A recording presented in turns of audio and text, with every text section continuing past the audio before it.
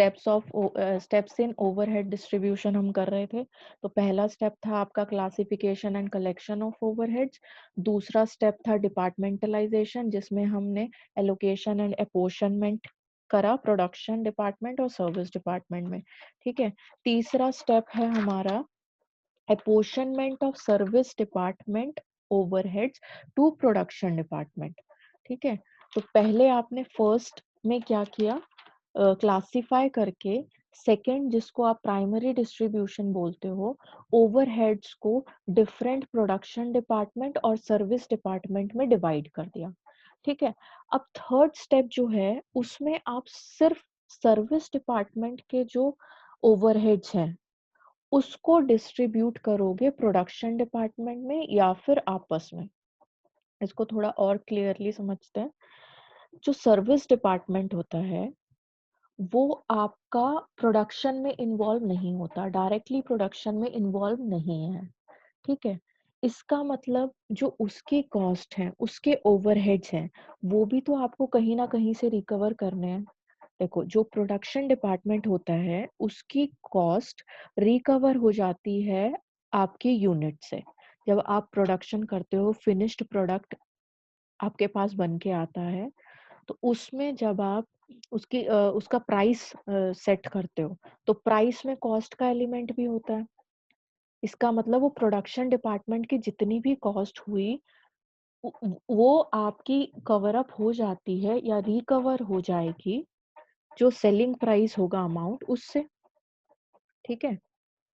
लेकिन service department जो है वो आपका प्रोडक्शन नहीं करता है, तो उसकी लेकिन कुछ ना कुछ कॉस्ट तो उसकी भी लग रही है, ठीक है। तो जो उसकी कॉस्ट है वो आप प्रोडक्शन डिपार्टमेंट में शिफ्ट कर दोगे क्योंकि वो हमें रिकवर करनी है।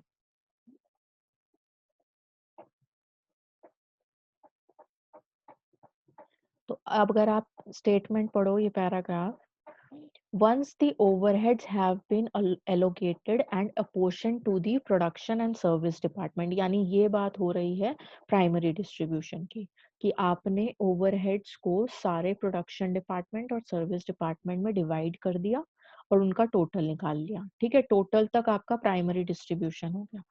The next step is to reapportion the service department। अब आप देखोगे सर्विस डिपार्टमेंट का जो जितनी भी ओवरहेड कॉस्ट आई है उसको आप ट्रांसफर कर दोगे ऑन पर्टिकुलर बेसिस, जैसे हमने अपोर्शनमेंट में किया कि हम कुछ बेसिस के हिसाब से, सूटेबल बेसिस के हिसाब से डिवाइड करते हैं। सेम ऐसा सर्विस डिपार्टमेंट में है कि जो आपकी सर्विस डिपार्टमेंट की कॉस्ट होगी उसको आप किसी बेस के हिसाब से, किसी सूटेबल बेसिस पे प्रोडक्शन डिपार्टमेंट में ट्रांसफर कर दोगे, ठीक है। अभी फॉर्मेट हम समझेंगे तो उससे और अच्छे से क्लियर हो जाएगा। अब क्यों जरूरी, हम क्यों सर्विस डिपार्टमेंट की कॉस्ट को प्रोडक्शन में ट्रांसफर कर गए हैं। देखो नेक्स्ट पॉइंट वही लिखा है, this is necessary because our ultimate objective is to charge overheads to cost units. मतलब ओवरहेड्स मतलब जितना भी हमारी कॉस्ट लग रही है, जितना भी हमारा खर्चा हो रहा है, कंपनी उसको रिकवर कहाँ से करेगी, कस्टमर से। और कस्टमर से रिकवर कैसे करेगी, उनको जो वो प्राइस चार्ज कर रहे हैं उसमें अपनी कॉस्ट का एलिमेंट डाल देगी, ठीक है। तो प्रोडक्शन डिपार्टमेंट की जो कॉस्ट होती है वो तो डायरेक्टली आपके फिनिश्ड गुड्स में आ जाती है, आप वहां से रिकवर कर लेते हो। लेकिन सर्विस डिपार्टमेंट क्योंकि डायरेक्टली प्रोडक्शन नहीं करता है, प्रोडक्शन में हेल्प करता है, इसीलिए सर्विस डिपार्टमेंट की जो कॉस्ट होंगी वो आप ट्रांसफर कर दोगे प्रोडक्शन डिपार्टमेंट में और फिर आप रिकवर करोगे कॉस्ट यूनिट से, ठीक है। अभी अगर नहीं भी समझ में आया कि क्या बात हो रही है तो फॉर्मेट अभी हम करेंगे, उसमें और अच्छे से क्लियर हो जाएगा। तो ये हमारा थर्ड स्टेप है। पहला स्टेप क्लासिफाई करना, दूसरा स्टेप सारे डिपार्टमेंट्स में, प्रोडक्शन और सर्विस दोनों डिपार्टमेंट्स में ओवरहेड्स को डिस्ट्रीब्यूट करना। थर्ड स्टेप सर्विस डिपार्टमेंट के जो ओवरहेड्स हैं उनको डिस्ट्रीब्यूट करना प्रोडक्शन में, ठीक है। अब जैसे हमने इसके किए थे प्रोडक्शन डिपार्टमेंट के ऊपर हमने देखे थे बेसिस, स्पेसिफिकली फैक्ट्री ओवरहेड्स। हमने 3 तरीके के ओवरहेड्स देखे हैं, लास्ट क्लास में भी बताया था, factory, administration, selling and distribution. तो अभी जो हम बात कर रहे हैं, जितने भी लेक्चर्स में अभी हम बात कर रहे हैं, हम फैक्ट्री ओवरहेड्स की बात कर रहे हैं। ठीक है, तो ये बेसिस हैं आपके कि सर्विस जो हम सेकंड थर्ड स्टेप में बात कर रहे हैं कि सर्विस डिपार्टमेंट के ओवरहेड्स को डिस्ट्रीब्यूट करना है प्रोडक्शन में, प्रोडक्शन डिपार्टमेंट में। तो ये उसके बेसिस हैं कि अगर सर्विस डिपार्टमेंट हुआ स्टोर कीपिंग डिपार्टमेंट, तो किस बेसिस पे आप स्टोर कीपिंग डिपार्टमेंट के ओवरहेड्स को प्रोडक्शन डिपार्टमेंट में ट्रांसफर करोगे। तो ये आपको कुछ प्रेफरेंस दे रखिए, जैसे पहले टेबल था वही उसी तरीके से बनाया है ये। ठीक है, अब ये जो नाम है ये बेसिकली आपको क्वेश्चंस में कम दिए होते हैं। ठीक है, अगर क्वेश्चंस में आपको ज्यादातर एक्स वाई या ए बी ऐसे करके दिया होता है, सर्विस डिपार्टमेंट नाम नहीं दिए होते, तो वो और ज्यादा इजी है।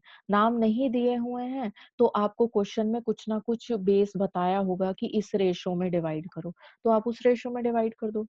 ठीक है, वो हम क्वेश्चन करेंगे तो समझ में आ जाएगा, पेशेंस रखना है। परचेज डिपार्टमेंट अगर होगा तो पहली प्रेफरेंस देनी है वैल्यू ऑफ मटेरियल परचेज।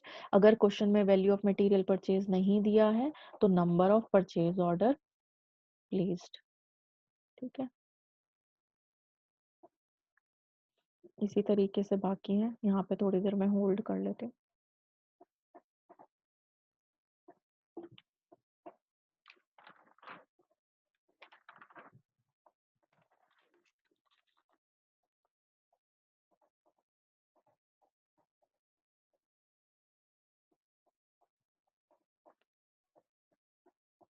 ठीक है, तो थर्ड स्टेप क्या है आपका, सर्विस डिपार्टमेंट के ओवरहेड्स को डिस्ट्रीब्यूट करना है प्रोडक्शन डिपार्टमेंट में। और ऐसा हम क्यों कर रहे हैं, क्योंकि सर्विस डिपार्टमेंट डायरेक्टली प्रोडक्शन नहीं करता है, लेकिन उसकी कॉस्ट को हमें रिकवर करना है, हम अपनी कॉस्ट को ऐसे ही नहीं छोड़ सकते। तो रिकवर हम कैसे करेंगे, उसकी कॉस्ट को ट्रांसफर कर देंगे प्रोडक्शन डिपार्टमेंट में, जो कि अल्टीमेटली रिकवर हो जाएगी जो आपका फिनिश्ड गुड होगा उसके प्राइस से। ठीक है, तो जब आप प्राइस की बात करोगे और आप बोलोगे कि प्राइस में, सेलिंग प्राइस में कॉस्ट का एलिमेंट है, सेलिंग प्राइस क्या होता है, कॉस्ट प्लस प्रॉफिट।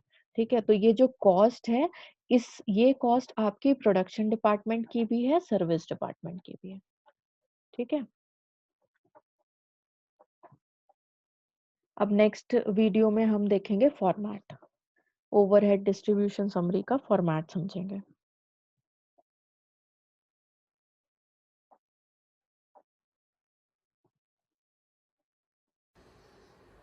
अगर आपको आज का वीडियो अच्छा लगा हो तो do like, share and subscribe to our YouTube channel और press bell icon for notifications. तो नेक्स्ट क्लास